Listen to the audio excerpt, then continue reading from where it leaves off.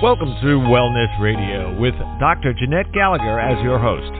Her show discusses topics of health, wellness, and spirituality, and is about discovering your place in this great universe, from your cells to the cosmos. Along with her guest, in casual conversation, she strives to ask the difficult questions that may be holding you back from a vibrant life, and shares new ideas that may inspire you to make a change in your life that you only can see in your dreams. And now, here is Dr. Jeanette-Gallagher. Good evening, everyone, and welcome to Wellness Radio. This is Dr. Jeanette-Gallagher, and it's a pleasure to have you with us here this evening. Now, in the year 2023, we say, what is the resistance we are feeling? Is it pressure? Is it external sources? Is it our own anxiety and stress factors? Where is the energy coming from? Is it outside of us and we feel like it's coming into us? Perhaps it's inside our own thoughts and our mind, and we seem to be projecting it out in everything we interact with. Or maybe still we feel it's inside. We don't know where it's coming from, but it just seems to percolate every time we have an encounter, an engagement with someone or something. What is stress all about? How are we interacting and engaging in today's world? And what are we feeling coming at us, coming out of us, or popping up inside of us? Today my guest is Frank Forencich. His book is Beware False Tigers, Strategies and Antidotes for an Age of Stress. Frank, thank you so much for joining us today. It's a pleasure to have you with us. Well, thank you. I'm excited to talk. So glad to have you here today, because I think a lot of times, if we look back over the past several decades, people have kind of had their blinders on. They were creating their silo, their legacy, their obituary, and the way in which they engaged in the world. But it came to a precipice point, I think, in the early 2000s where people said, I'm feeling so much out there coming at me that I have to conform, give up, restructure my life as. Don't you think humanity has been up and down and ebbing and flowing for the past several decades? Oh, yeah. And, of course, there's always been stress in the human experience. That itself is not new. But what we see, I think, is an escalation, and you might even say an exponential curve of stress in the human mind and spirit. And it's really coming to a head now. It's becoming not just a mental health crisis, but a cultural, spiritual crisis as well. It's almost as we've shared on the show for over a decade now. We said that there's a lot of filters that we look out at the world. And our filters are our experiences, our thoughts, our beliefs, and our truths. So in essence, is not stress created within us? It's our own energy source. As we look through all of those filters at the experiences that are coming at us? Yes, and I would just say that it's all of the above. So, in other words, stress can be very objective and very real, and this is something that when we work with non-human animals in laboratory settings, you can have an objective stress response that's predictable. It's something that's simply part of neurobiology of mammals, and that's almost automatic. If you put a creature under some kind of hardship and have a threat to the organism, then there will be a stress response. But in humans, it's more interesting because it's not only that, but it is our beliefs and our perceptions and our habits of thinking that make it greater or lesser in our lives. So in reality, is not stress an illusion appearing real in life? Well, yes and no. A lot of times it is, you might say, manufactured by our minds and by our thoughts, our experience. But there are real stressors, and this is something we can't really ignore, because when there are physical stressors, if you think of our Paleolithic ancestry, things like wild animals or wildfires or lightning strikes. These are things that are all real stressors. But now we have this multiplication of stressors in the modern world. A lot of them are new. A lot of them are novel. If you think of the fine print in contracts or phishing attacks or scams or all the various things that we have to worry about now that we didn't have to worry about, say, 50 years ago, that adds up to a stress burden that's unprecedented in our history. Is it potentially, if you look at it with quantum physics, everything, it's almost like living life like an octopus. You have all those tentacles out there, and now we have exponential tentacles. So what it's done is we've engaged, we've latched on to all of these things outside of ourselves that we believe is supporting us. But in essence, sometimes we say, I feel like I am disempowered. I don't have any more power inside of me. I have no control over my life or the way in which it is, going about. When really all of those tentacles are just on fire. They're on overload because they are what is creating how you are presenting in the world. So if you keep putting your tentacles out there, are you really fishing and seeing what fits to fill you inside? Or are you saying, I'm putting all my tentacles out there because I need them to survive? Because pretty much I looked at the very first page that you had in the book, and I had underlined the words, and I wrote, it said, you realize you're alone. And I wrote down the bottom, I said, can you exist from being alone? So in essence, do we all have to be an octopus in this society right now? Right. Well, this tension between being alone, being an individual, being part of a group, that's always been a tension for human beings.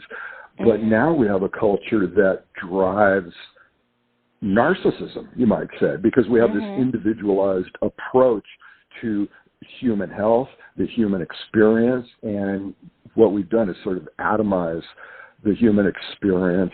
And this goes back to the scientific revolution. I mean, we look at people as individuals, and especially in the world of commerce, we market to individuals and we tell these stories to individuals.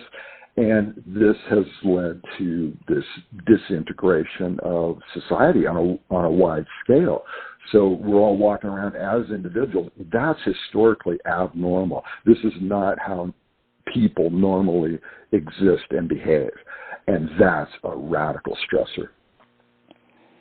I think also, too, you wrote in your book, Frank, you wrote, the inability to distinguish between outright lies, illusionary danglers, and catastrophic threats in the future. And I wrote on the top of the page, false becomes real. If we liken it back to the octopus again, when you latch onto something, it may feel really lousy in the beginning, but you know the old adage, well, it's good for me. Take it, suck it up, those kind of ideas. It's something you have to do to get to the next step. So in essence, is the false becoming real because we're convinced of it from outside forces? And that's where the true sense is. You're losing who or what you even are about. Right. I mean, this rising tide of misinformation or context-free information now comes to us, this digital fire hose that we have to try and absorb or possibly ignore. But it's all manifest in the way that we are losing sight of the actual real threats to our future. And that means climate change and our ecological crisis. And so we're so besieged by other information that we're losing sight of what really counts right now. And that is our ecological crisis. We don't even identify with our own life support system anymore. And that's a delusion on just a planetary scale. So we need to, I think, shut off a lot of that extraneous information that's coming and just ask a simple question: what keeps us alive? What keeps the human body alive? And when you start asking that kind of question, you could have some insights into what is happening right now. have a chapter on the fundamentals of adaptation. I can distinctly remember this. I've been in healthcare for over 5 decades now, and I look at it, and we talk about the concept of cancer. In the beginning, very rarely did anybody have cancer. Everybody came to the neighborhood, to be able to see you if you became with that diagnosis. Then it became everybody is having cancer. Then it became everybody was out there looking for therapies and treatments. And one day I was in the grocery store, and 2 women, they said, "Oh, I haven't seen you in a long time." And then the other lady walked up, and she turned around, and she had a port in her neck for chemo. And the other lady says, "Oh, that's where you were. I had one of those too. You're going to be doing fine." And I'm going, wow, how have we become so desensitized to the process of the physical body that's actually keeping us here in the world, and to not even see that we have power and control in making changes in the world. I think sometimes we see these things and we say, oh, but that's out there, that's someone else's job, that's out there, that I have no control over that, or I liken this better as, that doesn't influence me, I'm not in that paradigm, so to speak. So have we really truly become so desensitized to things that perhaps we really should be looking at, and we become overly sensitized to the things that society is telling us to like, comment, and share, right? Right.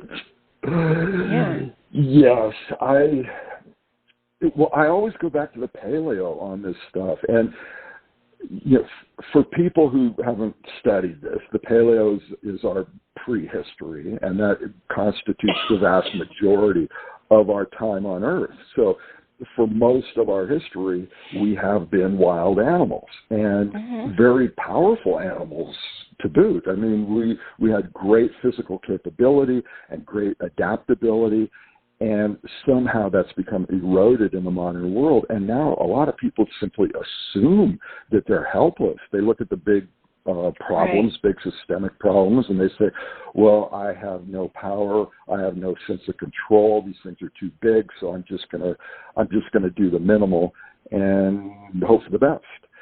And that just doesn't work. A related idea here is the drama triangle. And for a lot of people are familiar with this now. There are 3 points of the drama triangle, but it all revolves around this victim orientation. And when we cast ourselves as victims, then we become helpless, we lose our sense of power and control, and then stress just becomes worse. So it's all about identity, how we see ourselves in the world. And if we see ourselves as victims, there's nowhere to go. How about the idea, though, that we always look at the world in retrospect, and we always have rose-colored glasses? We look at the world in present day, and we always have trauma glasses. We look at it in the future in the world, and we say, oh, maybe, but that's all just, fun and flair, and who's going to fix it for me? Perhaps? Yes. I think there's a couple things that work there. There's a sort of an optimism bias that we have. We look back at it just seems to be human nature that we look at our past and we say, okay, well, we try to forget the bad things and go with the good, and that's all fine. And then we tend to be hopeful about the future. But right now, that is not an adaptive thing, because hope by itself becomes hopium, and it takes us out of an activist orientation. And if we simply hope, well, maybe somebody else will fix the climate, or somebody else will fix the ecology of the planet, and next thing you know, it's 100 times worse. We look at it, and the pandemic came the last several years, and now people are saying, oh, I want to get back to normal.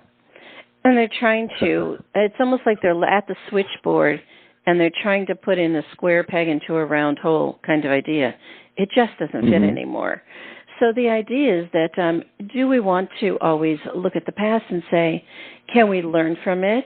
We want to go back there, ancient times, look how they lived simply, off the grid. Weren't they hunky-dory? I liken it back to look at the cowboys. Hey, the cowboys, and they couldn't put two plus two in front of them. Do you know what I mean? They were very they were very basic in their life, but they were also minimalistic in their way of thinking and their way of advances in the world and everything. So if we truly look at it, are we going into the past, or perhaps might we consider, I see the past for what it is, I understand and felt all the traumas along the way. However, I'm here to shed all of that stuff, and can we create a new future? Perhaps one that's exponentially out there with possibilities versus using the same templates, the same limitations, and the same brains, so to speak. Mm-hmm. Mm-hmm. Yeah, well, I think there's a really strong human tendency to romanticize the past. Right. And people pick various ages of the past to romanticize. And for me, sometimes it's our hunter-gatherer origins. I figure, like, if I had a time machine, I would go back to the paleo, and then I would be happy. But, of course, that's a cartoon.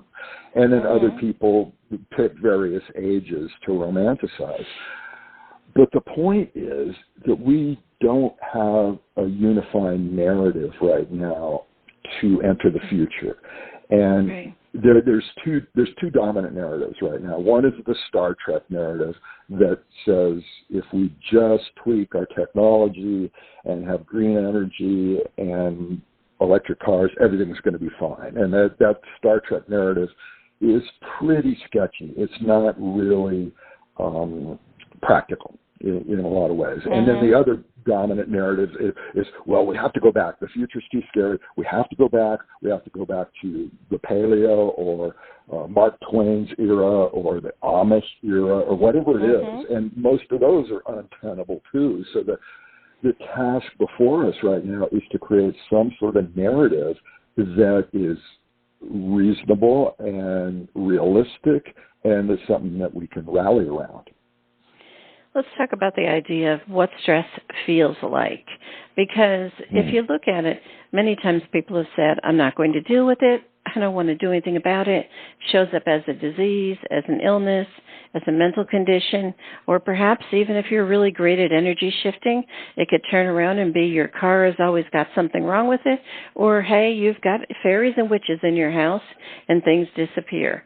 So the idea is stress is something you can palpable in your world around you, or is it the result of the stress as a filter of energy coming at you? So perhaps maybe we look at the filters. Let's backtrack. We look at stress as our perception. Maybe we backtrack and say, what energy is coming to me? And that's maybe where the greater sense of change might occur. Perhaps? Yeah. Well, I think it's all of the above, and stress is both external and internal, is both real and perceived. So that becomes the challenge then is avoiding the real stressors, managing the real stressors, and also changing perception. So what I do, I say there's a yin and a yang to the practice. So the yang side is active, and that is where we take control of our lives. And the typical example is you got a big mess in your office, and all the papers are scattered everywhere, and you got piles of work. Go in there, you do the active taking of control, and you clean the place up, and then you're going to feel less stress. But then the yin side is equally powerful, and that is the side of acceptance and just saying, I'm going to relinquish control. So both of these are effective, and I think the art here is to be ambidextrous and capable of both of those. I also think of it as the idea of energy again, because when I think about yang, yang is hot, okay? And what do we have in hot? We have chaos sometimes. Energy is bouncing, just as you shared, all around. However, do we really have control or containment? Let's think about that word for a minute, because in cold, in yin, it's very contained, it's consolidated, it has no choice, it's very limited. But if we think about the heat, are we looking to contain or control the stress energy around us, or to contain, again, our perception? Well, I think containment is great. Control is great. Both of these things are valuable, and they've been shown to work even in non-human animals.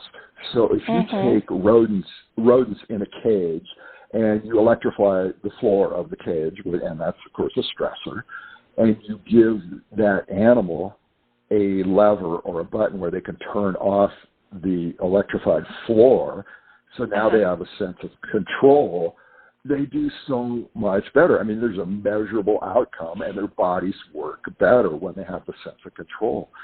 So that's fundamental, and it points to a strategy. Anytime you can get control, it's a good thing for us.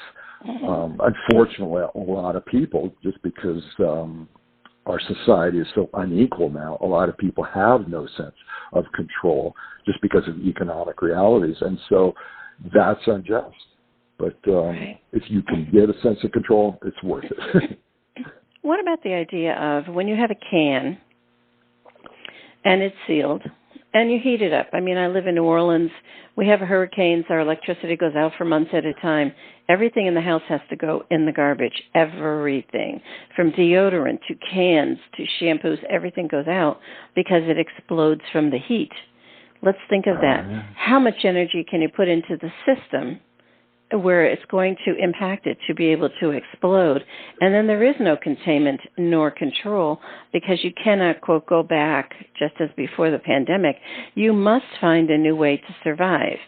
Are we potentially, as a society, heading to that exponential point where everything will collapse, and we will say there is no longer that which going back? In other words, we can't use old puzzle pieces. There is no around into the square peg hole. There is nothing. But there also is no memory of it to be able to go back to it. Wouldn't that be something that would really shift the world? And we would say, now we are back to the point of origination again, like back to your paleo time. You have to figure it out. Here you are. Find your own tools, figure out how things will work out, and see what happens, perhaps? Yes. And to your first point about the pressure and the possible explosion, I think we're in the midst of that right now. And that is, the evidence for that is the number of mass shootings and gun violence around the country. I mean, this is evidence of people under extreme pressure who can't adapt, and of course it's about the guns as well, but what it points to is this epidemic of stress that people don't know how to manage, and we have no real education for this, but it is a public health crisis. There's no question about it. So we need a narrative, we need personal practices that go the other way. And in a sense, we have to be really countercultural on this. And we have to take care of our own experience, whatever that takes. So, and most of those practices require time and acceptance, safety, breathing. All of those things contribute to going the other way. So in essence, are we not becoming a society where we're learning how to be able to manage the energy around us, to be able to see how it can siphon and shift, to be creative? You know, we look at the pandemic. Everybody started cleaning their houses, creating all kinds of things out of clay and paint. They turned around and says, I don't need those heavy density things around me anymore. I want to be free and I want to be light. And they really started making changes. So in essence, if we truly look at it, are we becoming better humans at energy shifting versus let's just dumb all the people down like those cans and keep like taking a needle and put an injector in there and saying, I'm going to put something inside of you, a drug, so that you won't explode. And that's containment to the utmost, again, where we are really, truly, as a society, taking it on and saying, oh, we're just going to fix you, put you in this box, and that's where you're going to be. I mean, you look at it in healthcare right now with the electronic records. It happens every single second of the day. You report your symptoms, and instantly you're put into a box. It's called your diagnosis. And when that diagnosis happens, you're going to get the treatment of choice. So the answer is, do we learn and we figure out how to do something better as humans with better self-care, learn how to work on our own energy, learn what we want to take in and take out, or do we go the other way and we say, I'm going to give up my humanity and let society reign and take control of me? Right. Yeah, it's sort of the domestication of the modern human animal and what you might call the boxification of so much of our experience now. Everything has to go in a pigeonhole, and we get really uncomfortable when it doesn't fit in the pigeonhole. And in fact, I mean, that's an historically abnormal way to approach things. For the paleo, for native and indigenous people, boundaries were more fluid. The world was softer, you might say, in that time, and people assumed that their bodies to be continuous with the natural world. The thing you hear from Native people all the time is, I am the forest is me. I am the river is me. I'm the land is me. And so they weren't so obsessed with putting everything in categories like we are. But the response here, the right response, I think, is a call to creativity and art, because science is important, and I enjoy science, but when faced with so many of these difficult circumstances, one really valid way out is art and being creative. And there's no particular prescription there or particular template, but I would encourage everybody to go in that direction. When faced with these dilemmas, see if you can create your way out of it. So in essence, are you not saying that we are going to be going away from the standard deviation and we're all going to become outliers? Because once we become outliers, it is our own uniqueness that potentially will keep us surviving in this time. And those are the people that will be able to learn how to adapt and be able to change and to morph with much greater ease. You put them in that standard deviation, it's just like we think of chemistry and physics again. Once you put them so much closer to that midline, that pressure, that chemical bond is so powerful. It is so strong. There is not a way you could say no. You just have to be in the, quote, the force, And so are we willing to say that humans, in the way in which we've constructed our world, we're now willing to say we need to start leaving some things behind, and it's not part of our institution, it's not part of our knowing, and it's not part of who we are. Might we be willing to do that? Or perhaps is that going to cause a real crash that will result in that? Right. Well, some form of crash, I think, is baked into the system now, and there is no return to normal, as it were. People in the pandemic talking about getting back to normal. Well, climate change is here, the ecological crisis is here, and I think just thinking about going back to normal is kind of an illusion. I mean, we have to create a future for ourselves and our people. And the problem, the challenge there is usually creativity means going outside of your comfort zone and exercising some courage to get out there. And that is also a stressor. But it's a sign that you're moving in the right direction. And this is the stress that artists always feel. They say, I'm trying to make something new in the world. I'm trying to make something that's original, and I'm not getting the recognition that I feel like I deserve. That's a stressor.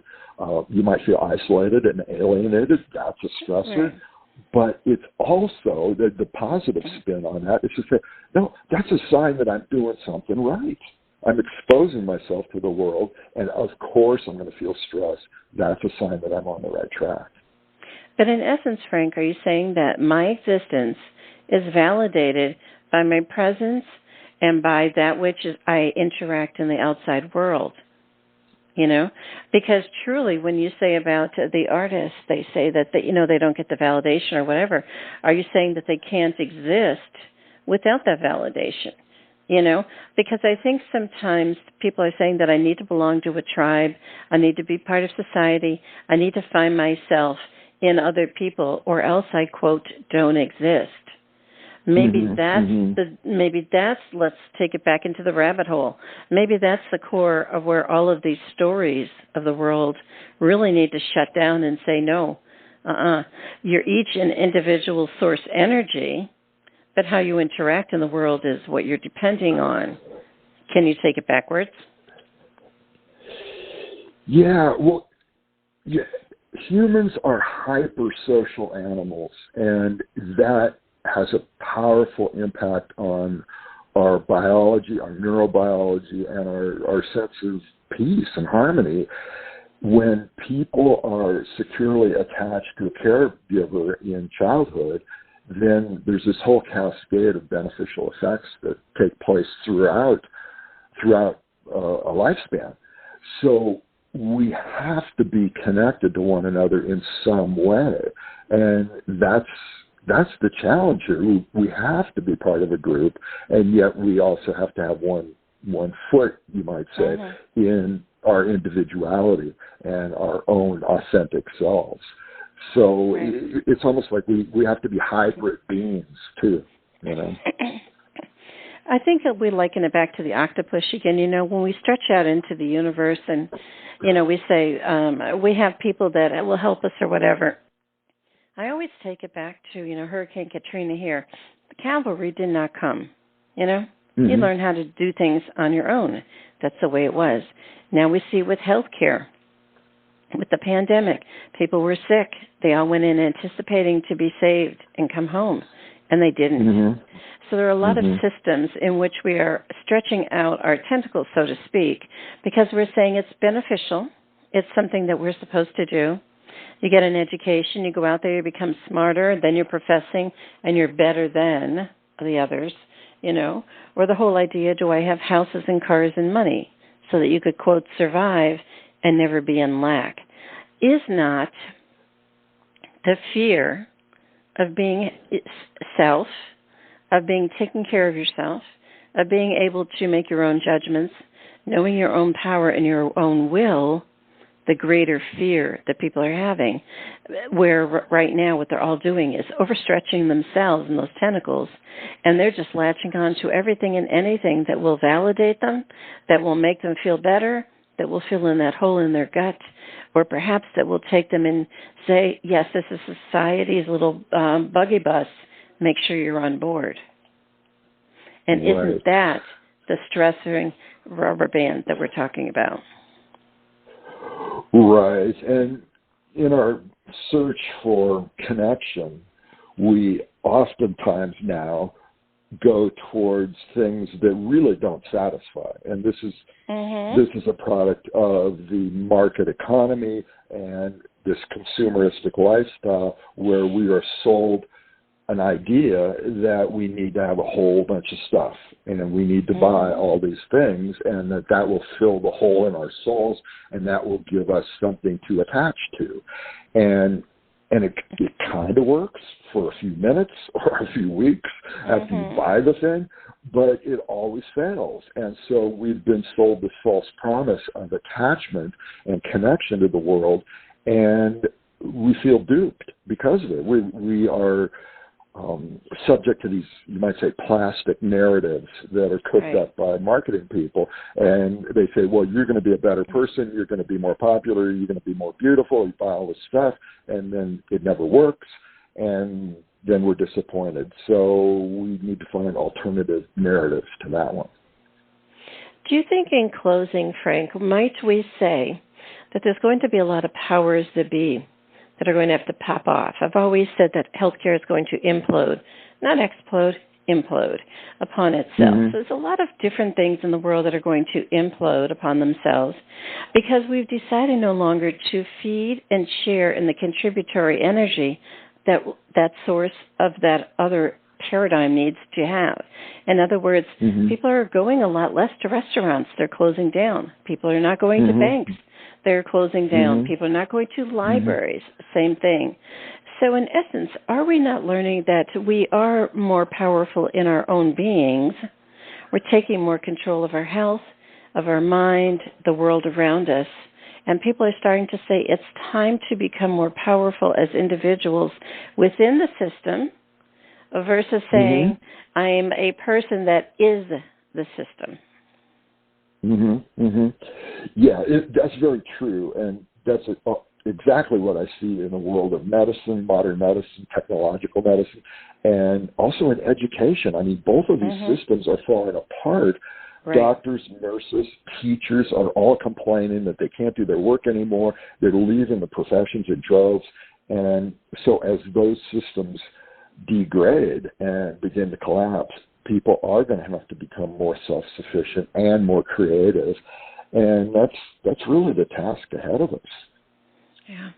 And definitely, in closing, Frank, we say that stress is out there. It's a choice whether you give up your power and allow it to control you, or you learn to ebb and flow with it and learn how to be able to say, I see it, I understand it, I got it, and move through it versus having it become part of your label.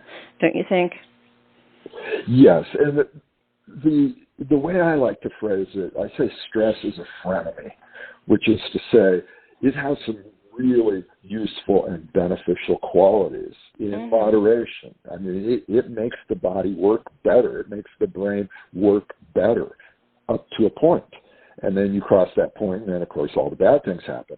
But just merely thinking about stress as a frenemy, that is an incredibly useful idea because now you're not so resistant to it. You say, okay, this is good stress, this is too much. I can make a choice, I can modulate my stress, and that's empowering. Yes, very much. Well, Frank, it was such a pleasure to have you with us here to talk about the idea of stress. Many times people are saying, I have stress, and they're using it as a blanket over their entire world. And sometimes we have to say, just what is that? And I think today what we explored was going down the rabbit hole to see, is it something more than perhaps what we thought? Or perhaps maybe it is just something that has a noose around our neck and is really just taking us out. And we don't want to let it take us out, correct? Right, yes. It's something that we can learn. It's a skill. And we are not helpless in this. We have choices and we have power. Frank, can you share with the listeners how to find out more information about your work? That would be great. Right. Well, my website is easy to find. It's exuberantanimal.com, EXUBERANT animal. And it's got all the books there, and it's easy to find my stuff. The book in question here is Beware False Tigers. The more recent book is called The Enemy is Never Wrong, and that might be worth a look as well. Easy to find. Very good. Well, Frank, it was such a pleasure to have you with us here today. We thank you so much for sharing your inspiration and your thoughts because many times people will say, I don't know where to start. And what we did was kind of gave them some creative ideas, don't you think? Absolutely. Yeah. It's been a real pleasure talking to you. Very good. Thank you so much for joining us today. Okay. If you'd like more information on Frank Forencich, his book is Beware False Tigers, Strategies and Antidotes for an Age of Stress. Please do click on the link on the bottom of today's show page to go directly to his website for more information. And it is about being able to say, we have a mind, we have a thought, we have a heart, a soul, we are energy beings. It's time to be able to shake it all up, stand up and be counted, and say, what is this world made out of? What am I doing in it? And how am I contributing to it? And it's better, and it's worse.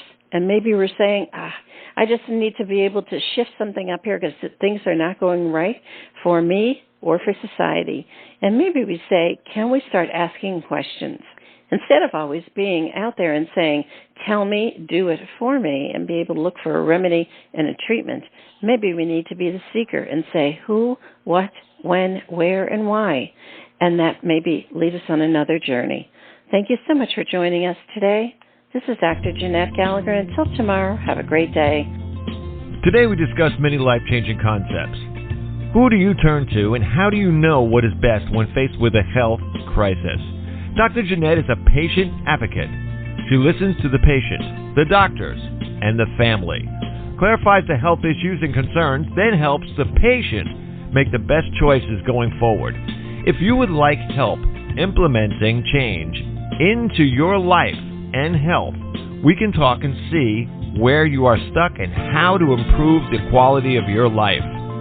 Check the link on the bottom of today's show page or visit dr-jeanette-gallagher.com to schedule a phone appointment today.